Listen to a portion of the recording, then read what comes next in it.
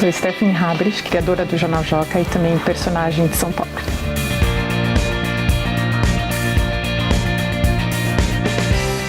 Eu sou franco-alemã, sou de pai alemão, mãe francesa, nasci na Alemanha e a gente veio para o Brasil quando eu tinha 8 anos. A gente estudou aqui em São Paulo e mais tarde na faculdade eu fiz administração de empresas. Uma vez que eu terminei o curso de administração de empresas na GV, fui para banco direto, trabalhei um ano aqui num banco de investimentos e logo fui mandada para Nova York, onde eu morei mais 10 anos, sempre trabalhando em Wall Street, ou em banco de investimentos. Morei em Nova York 10 anos ao todo. Nesses 10 anos eu trabalhei 6 anos no mercado financeiro, sempre em banco de investimento, fazendo fusões e aquisições de empresas e privatizações na América Latina. E depois disso ainda fiz um mestrado, depois que as torres caíram, eu perdi meu emprego, tudo isso, acabei fazendo um mestrado na Columbia University, para pensar um pouquinho no que eu queria fazer. Eu já estava pesquisando em voltar para o Brasil e montar meu próprio negócio, então usei esse tempo também lá. Então, ao todo foram 10 anos em Nova York. Eu estava no 4º andar, então foi uma coisa, óbvio que assustadora, mas a gente não sabia o que estava acontecendo, eu soube só depois.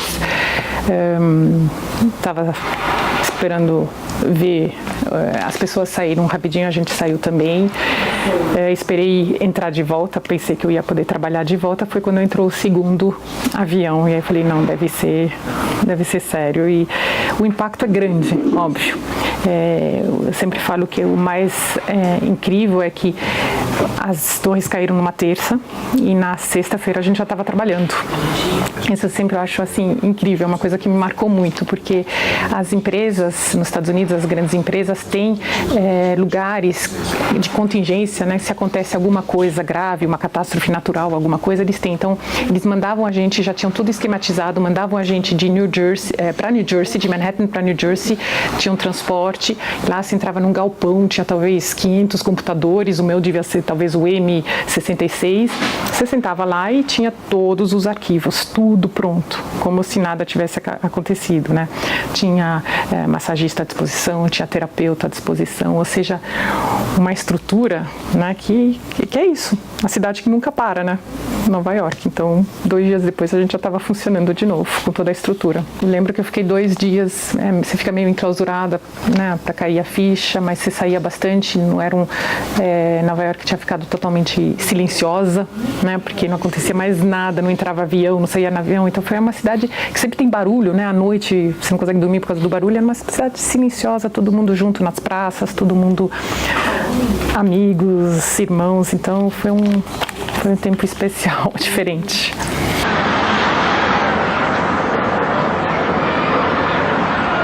Logo depois eu perdi meu emprego, Eles acabaram fechando a área que eu trabalhava e na época era muito difícil de conseguir outro emprego, porque como eu não tenho visto americano para trabalhar, só tenho o europeu, e eles não queriam mais dar isso. Então, não tinha mais emprego. Eu falei, não, eu vou fazer esse curso que eu tanto queria, que era um mestrado. Esse curso durou 2 anos. E antes já eu tinha começado a fazer uma pesquisa. Já estava descontente com todo esse trabalho que eu fazia em banco. É um trabalho, você deve saber, bem duro. Você trabalha altas horas, sai do escritório às 1, 2, 3 da manhã e assim a rotina direto. Então, coloquei uma empresa aqui no Brasil para pesquisar o mercado, porque na França tem muitos jornais para criança. Só na França tem mais de 10 jornais para criança. Nos Estados Unidos tem mais de 30. Os da França são diários. Então a minha ideia inicial era fazer um estudo do mercado aqui do Brasil, mostrar para eles, voltar para a França e para os Estados Unidos e mostrar para eles, vamos investir no Brasil, vamos ver e eu posso ajudar vocês nisso. Fui com esse estudo debaixo dos braços para a França várias vezes, não consegui convencer nenhum francês e naquela época encontrei o meu marido, que é um brasileiro, casei com ele, a gente teve os 2 primeiros filhos em Nova York e quando a gente voltou Eu falei, bom, acho que é a época agora de eu investir no meu sonho e na minha própria empresa. Então foi aí que eu criei a editora, eu mesma, com todas as forças, sem um francês grande por trás ou um americano. Isso faz 10 anos atrás, então não posso dizer que ainda está tranquilo. Ser empreendedor é muito difícil, você não é empreendedor sem falir, então obviamente já fali 2 vezes. Você vem com uma mentalidade, você aprende, né? Você tem que aprender a cada passo que você dá, você vai tentando. Também a cultura é muito diferente no Brasil, então você vem com a ideia que, não, vou fazer, porque eu comecei fazendo revistas para criança. Na França você tem mais de 90 revistas para criança, na Alemanha também. Eu falei, vou fazer essas revistas e os pais vão assinar. Como acontece na França, e chega pelo correio. Não foi o caso. Então eu fali logo depois, 1 ano e meio.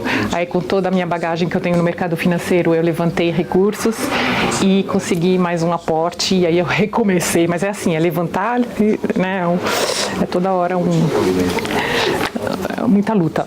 Quando eu criei a editora, foi em 2007, eu criei com um objetivo, ainda não tinha pensado no jornal, eu criei com 2 revistas, então era uma revista para criança, tinha uma para criança pequena, de 1 a 4 anos, que chamava Toca, e a outra para criança de 5 a 8, Peteca.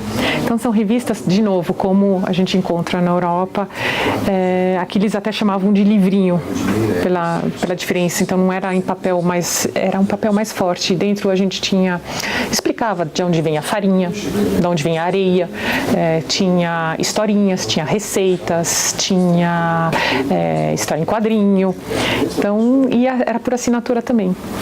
Foi, de novo, com tipo as revistas que eu recebia aqui, que eu assinava em alemão, que eu assinava em francês e que marcaram muito a minha infância. E eu vejo que isso também marcou muitas crianças, né? As revistas Toca e Peteca, e vejo o quanto marca o Joca também. O Joca, que é o primeiro jornal para crianças no Brasil, então, de novo, é incrível pensar que jornais para crianças no mundo já existem há 20 anos, 30 anos ou muito mais, e que não existe em cada país, não existe só um jornal para criança, existem vários, né? E como eu falei, na França são diários. Então é incrível pensar que no Brasil até agora nunca teve nada.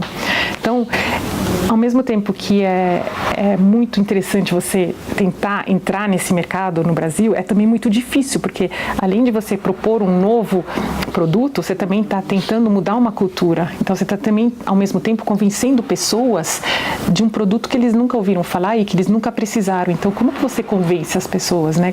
Então, é difícil. Mas é a nossa grande paixão, a gente vê nas crianças a importância que o Joca tem, então ele traz isso, o Joca traz notícias no linguajar da criança, então como se fosse um grande jornal de circulação, só que adaptando a notícia para o linguajar que elas podem entender, né? E a gente sempre faz uma grande mistura de notícias que está na mídia, que eles têm que entender, então vai falar sobre o que está acontecendo nos Estados Unidos, aqui no Brasil, mas também coisas de interesse deles, então sobre animais, sobre vulcões, então a gente faz uma mescla.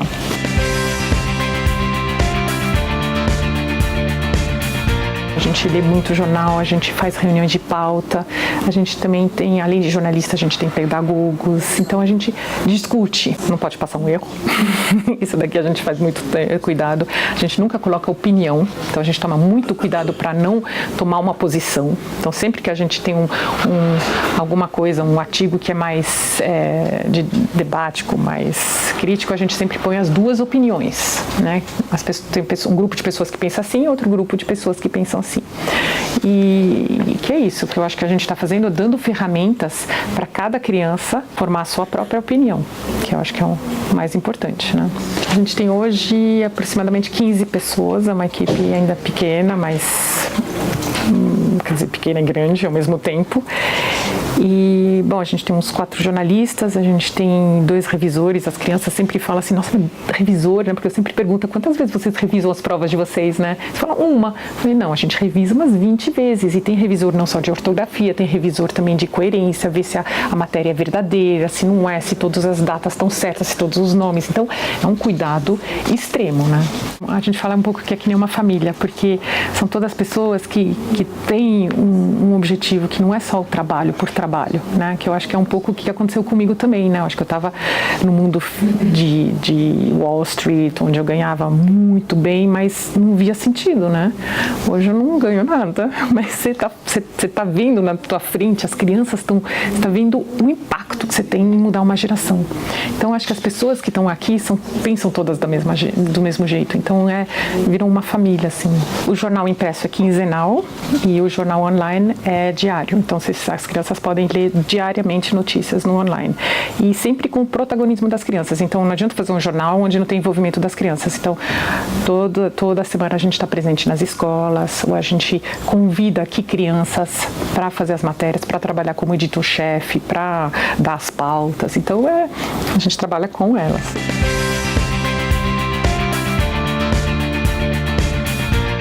O retorno é enorme, eu acho que principalmente isso, você dá voz para as crianças. Então, acho que falta um pouco isso. Se a gente quer construir uma geração pensante, uma geração crítica, né, dar voz. Então, desde pequenos, com o Joca, eles sentem, nossa, eu tenho minha voz aqui, eu posso falar, eu vou ser ouvido, né, e faço parte da sociedade. Né? Então, eu faço parte dessa sociedade, eu sou importante.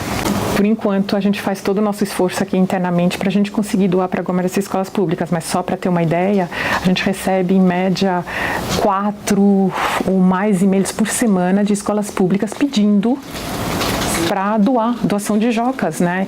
Muitos a gente dá durante 1 ano, 2 anos.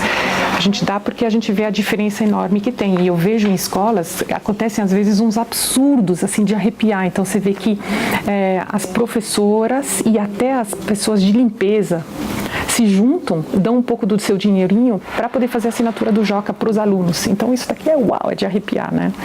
E os resultados são, assim, inacreditáveis. Então a gente tem, por exemplo, trabalhou com algumas escolas, tem uma escola aqui no Jaguaré, trabalhou com o Joca 2 anos, só nesses 2 anos ela aumentou em 20% a nota do Saresp dela. Então você vê o impacto, as crianças mudam a fala, muda o repertório, muda a autoestima delas, muda totalmente, né? Então, acho que é o que eu sempre falo, a esperança que eu tenho nesse jornal é que a gente mude toda uma geração de brasileiros, né?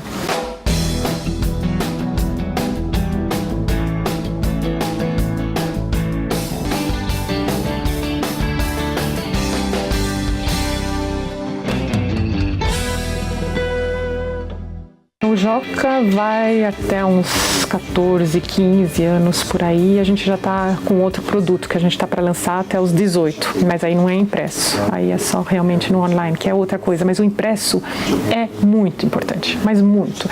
E isso eu também esbarro muito em empresas ou fundações, porque sempre fala assim, não, a gente quer o online, a gente quer o digital, porque é isso. Agora, quando você olha, mesmo as escolas tops, entendeu? Não é todo mundo que tem Wi-Fi toda hora e não sei o quê, e no Brasil todo também você não tem Wi-Fi, e o sentimento de pertencer é totalmente diferente. Totalmente diferente. E também quando você ensina a criança, não é no iPad que você ensina, não é no celular. Aqui a criança pega, ela lê com o dedo, ela muda, a professora consegue pegar ela pela mão, muda o título, vamos mudar a manchete. O que é a manchete? Por que tem essa foto? O que vocês acham? Então, você está formando. Assim, quando chega o Joca nas escolas, a gente recebe vídeo, a gente está lá nas chegadas, é assim, todo mundo começa a gritar, todo mundo... você vê, né, a importância disso para eles. Mais um exemplo, talvez, da França, é quando teve os atentados na França, sempre depois dos atentados, no dia seguinte, os jornais franceses de criança distribuem gratuitamente nas ruas o jornal. Então, explicando o que é um terrorista. Por que ele pensa assim? Quais são as crenças dele? Então, aí você consegue entender, né? Ele pensa assim, entendi, por isso que ele age desse jeito. Ele vai entrar na minha casa? Não, não vai entrar na minha casa. Não é esse, né, que os meus filhos até falaram esse ano, a gente não vai para a França, porque... Então, dá medo. Então, imagina o medo da criança estar sempre exposta, né? E outra coisa interessante, a gente fez, no ano passado, veio uma empresa francesa, ela faz estudos de impacto no mundo inteiro. E ela analisou, ela pegou 1.000 alunos que usam Joca e 1.000 que não usam. E um dos principais resultados foi justamente isso, né, do repertório e do impacto. Então, eles perguntavam para as crianças que liam Joca, me conta uma coisa, o que você sabe falar das notícias? E sabiam falar, então sabe falar sobre Brasil, sobre mundo, sobre tecnologia, ciências. Quando os outros, e isso daí dava mais de 30%, quando os outros apenas 2% sabiam falar sobre alguma coisa. Então, mais de 30% desse outro grupo só falava sobre celebridades e mais de 10% falava sobre criminalidade. Então, é muito triste você ver o mundo, né, onde eles agem, os medos que eles formam, o repertório que eles têm e para a vida adulta.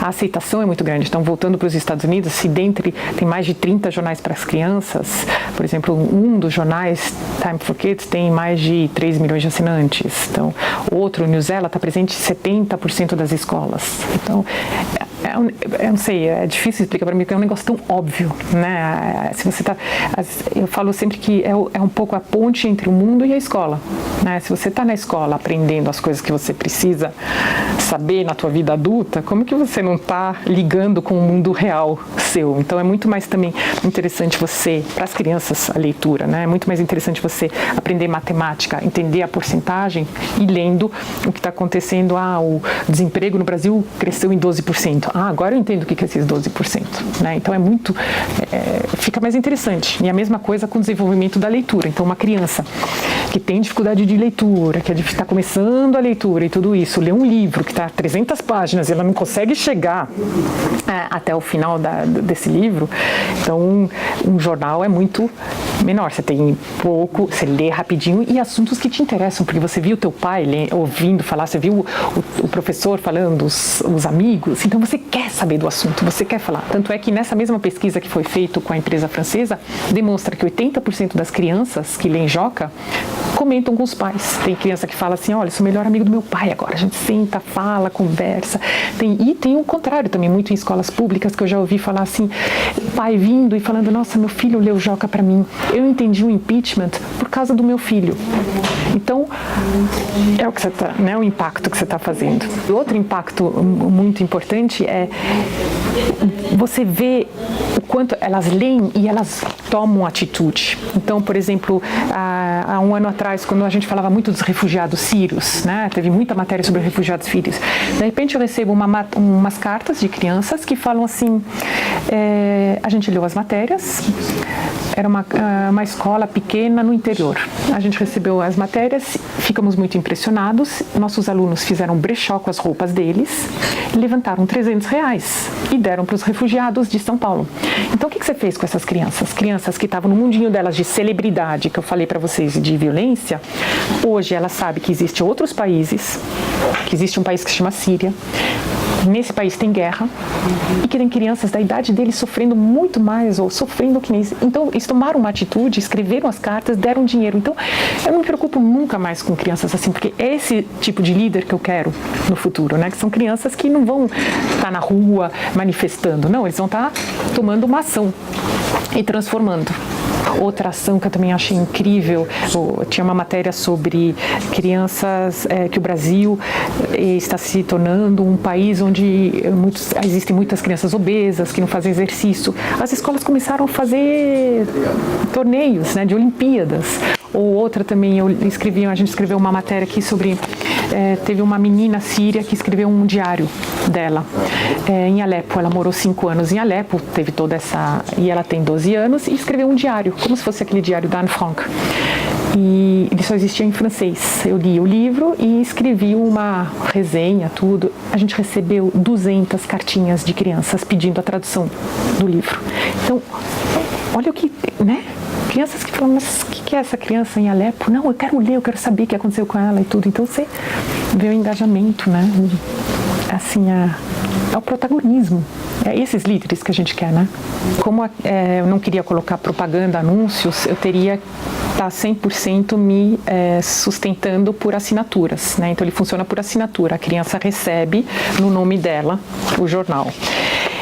Então a minha estratégia foi ir nos primeiros, e primeiramente nas escolas AA, então as mais famosas de São Paulo, as mais famosas do Rio e tudo isso, na esperança que depois os outros colégios iriam replicar. E foi isso que aconteceu. Então, na verdade não foi difícil, na verdade os grandes aceitaram muito rapidamente. O difícil é sempre você entrar a barreira do telefone, né? Estou aqui, queria mostrar um jornal.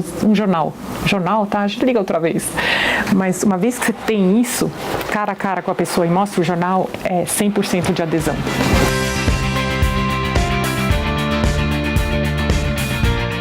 a gente não tem propaganda. O que eu falo, não tem propaganda, aquela propaganda clássica, né? Venda, o livro custa tal, o lápis custa tal. Não é essa propaganda clássica. O que eu procuro é isso mesmo, é suporte e parcerias de empresas. Isso que a gente, com essas, tem algumas empresas que suportam a gente, ou que ajudam, e a gente consegue dar assinaturas para escolas públicas, né? E o resto são as assinaturas de escolas particulares. Então, entra no material didático. Então, no começo do ano, o pai compra o livro de grafia que precisa, o livro de história e a assinatura do Joca. E durante um ano inteiro, a gente dá um acompanhamento para essa escola. Então, a gente tem cursos de formação para professor, a gente dá curso, a gente também faz oficinas para as crianças. Então, como que funciona um jornal? O que precisa? Né? Não tem nem ideia. E eles mesmos depois fazem o seu próprio jornal, porque a gente tem uma ferramenta dentro do Joca, no online, onde eles mesmos podem fazer o seu próprio jornal. Então, as escolas estão fazendo o seu jornal de classe, já tem outras crianças que fizeram jornal de maquiagem, jornal do carro, e aí vai desenvolvendo habilidades deles, né? A gente tem mais ou menos uns 12 mil assinantes agora, só que o jornal ele roda muito, né? Então, se a gente multiplicar por 5 que vêm, ou 5 famílias, é mais ou menos 70 mil, pode ser, não sei, mas é isso. Eu vejo assim, nas escolas públicas também, a gente doa 30 às vezes, né? E aí eles fazem rodízio com as classes. Então, tem escola pública de 1.000, 1.500 alunos que rodam o jornal, e o jornal não tem uma orelha, não tem um risco, não tem nada, é um respeito pela sabedoria, por tudo. Tem pais que vão na escola e falam assim: posso pegar um Joca emprestado, eu devolvo na segunda-feira, sabe? As crianças que dormem com o Joca embaixo do travesseiro. Então você vê a importância, né, o respeito pela sabedoria, né, para saber, a sede de saber, né, e aprender.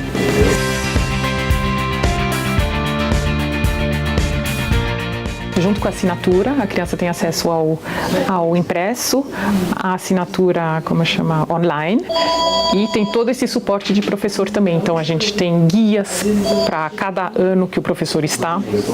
A gente oferece mais de 100 exercícios, se o professor quiser usar, por quinzena, de 3 tipos diferentes. Então, como o governo quer, como o MEC quer, a gente oferece como mais de pensamento, para desenvolver o pensamento, e também multidisciplinar. Então, como você usa exercícios que você pode usar o Joca na educação física, ou em matemática, ou em geografia, e assim por diante. Como a gente quer mudar um Brasil se a gente não forma? O problema é que é difícil formar, né? E isso que eu acho que emperro muito nas empresas quando eu vou pedir ajuda, porque é uma coisa que eu estou formando, a gente está formando com o Joca as crianças que hoje têm 10, 12, 14, que vai demorar um pouco, né? Então, é isso, tem que ter fôlego. E eu fico muito triste quando falam assim: o Brasil não lê, o Brasil é precário. Não é isso, a gente está há alguns anos atrás, né? Mas esse daqui também não existe na França desde a Idade Média. Existe há 30 anos, ou 40 anos, então a gente está em vias de. Todo mundo romantiza um pouco isso, né? Fala assim: nossa, que bonito, né? Você perdeu teu emprego, fez um negócio, saiu e foi fazer. Acho que é uma batalha interna muito grande, né? E sinceramente, se eu quiser falar bem a verdade, até hoje é difícil para mim, né? Como que sair de um emprego estável, que eu ganhava super bem, então você fica sempre se cobrando, que eu acho que são as coisas que a sociedade vai te colocando na cabeça, você mesmo, né? Então até hoje fica como um fantasma, mas assim, quando você vê o impacto que você está causando, nossa, é muito especial. É muito especial. Que aí você está acreditando numa coisa. Você fala assim: isso daqui muda. O meu objetivo é que todas as crianças possam ter acesso, tá? E não é assim que eu falo assim: eu quero que elas tenham acesso. Não, é porque eu quero dar isso de presente. É como se fosse um presente para elas. Então, é isso, que toda criança tenha a possibilidade de ter acesso, porque realmente, quando ela tem acesso, ela muda a vida dela, muda o pensamento, muda a forma de falar, muda. E aí muda o Brasil também, é isso que dá esperança.